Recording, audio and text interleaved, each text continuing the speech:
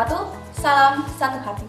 Hai kawan-kawan, perkenalkan, nama saya Dwi Adinda Pilmasela, siswi kelas 12 TBSM 2 SMK Negeri 2 Bandar Lampung.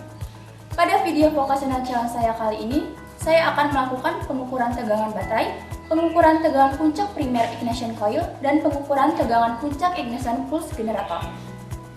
Tujuan pengukuran tegangan baterai ialah untuk mengetahui kondisi tegangan baterai dalam performa yang baik atau tidak.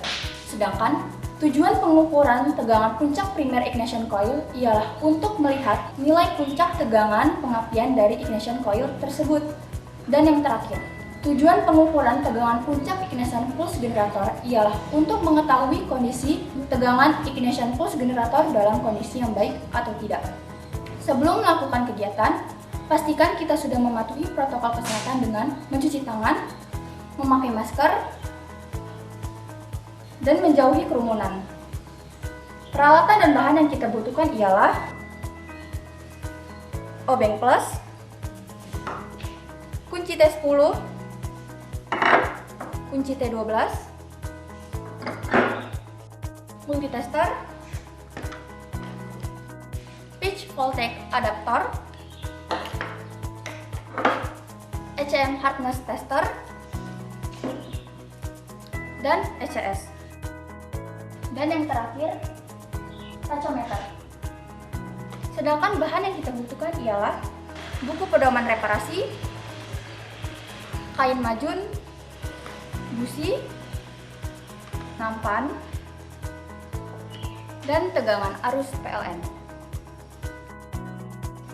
Sedangkan keselamatan kerja yang kita butuhkan ialah sarung tangan,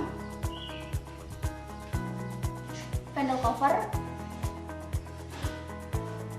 apron, dan siapkan apar.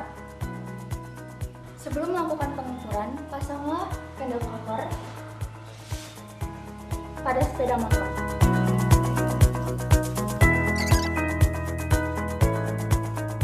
Langkah-langkah pemeriksaan tegangan baterai ialah buka cover baterai menggunakan obeng plus. Selanjutnya, siapkan multimeter, hubungkan probe merah ke volt, sedangkan probe hitam ke COM. Putar arah selektor ke DC volt, probe merah ke terminal positif baterai, sedangkan probe hitam ke terminal negatif baterai. Baca nilai tegangan. Standarisasi tegangan baterai pada buku pedoman reparasi ialah minimum 12,3 volt. Maka dari itu, pengukuran tegangan baterai dikatakan bagus karena hasil pengukuran di atas batas standarisasi. Apabila hasil pengukuran kurang dari 12,3 volt, maka baterai perlu di-charge. Tutup kembali cover baterai.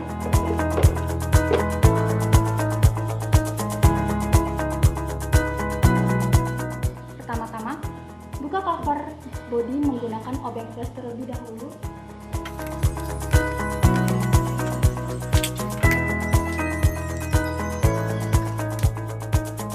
Lakukanlah kalibrasi terlebih dahulu pada pitch voltage adapter dengan mengukur tegangan AC PLN. Siapkan multitester, arahkan selektor ke posisi AC pole, lakukanlah pengukuran.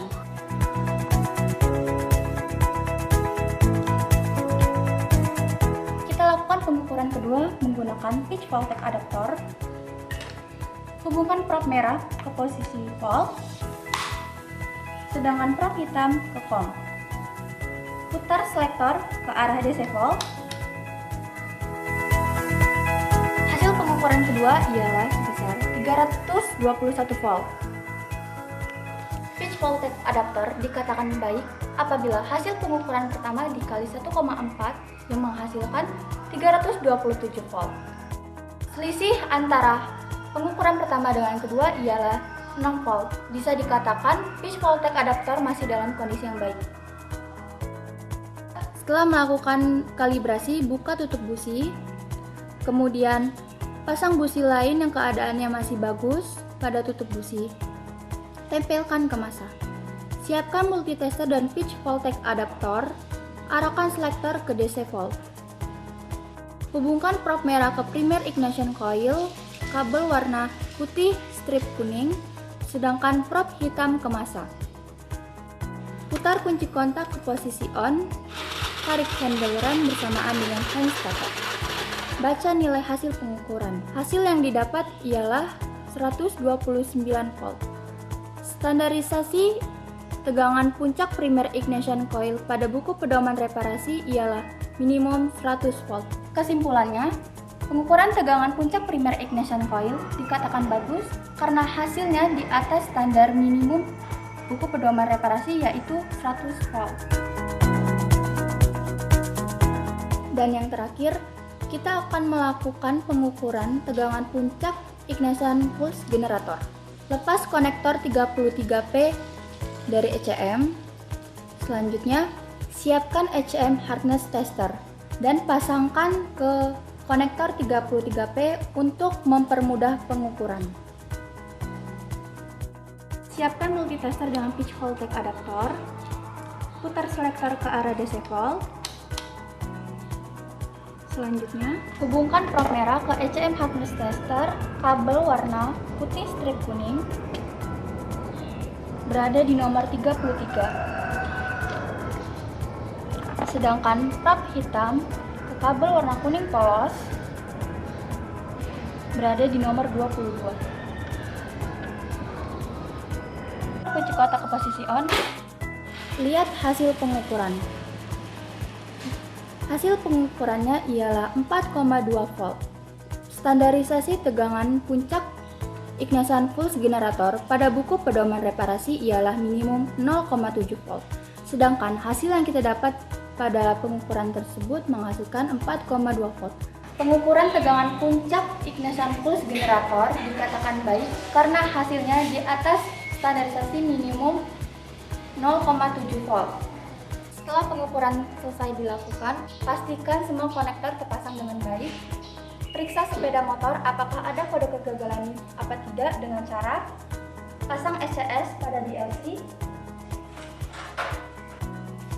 Putar kunci kontak ke posisi on. Lihat lampu indikator mil pada motor. Jika lampu mil berkedip, maka reset ECM. Apabila lampu mil berkedip terus, berarti reset ECM berhasil. Putar kunci kotak ke posisi on.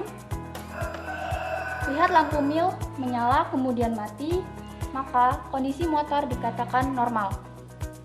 Putar kunci kontak ke posisi off dan pasang kembali cover body.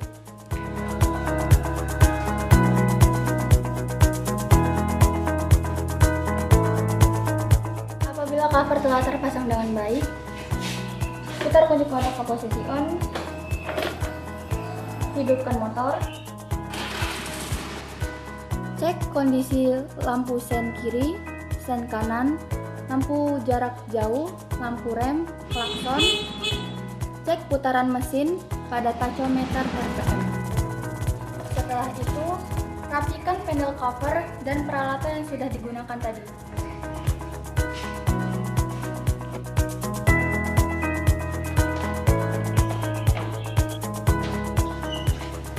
Sekian video vocational challenge dari saya, semoga bermanfaat. Saya ucapkan terima kasih. Wassalamualaikum warahmatullahi wabarakatuh. Salam satu hati. SMK bisa.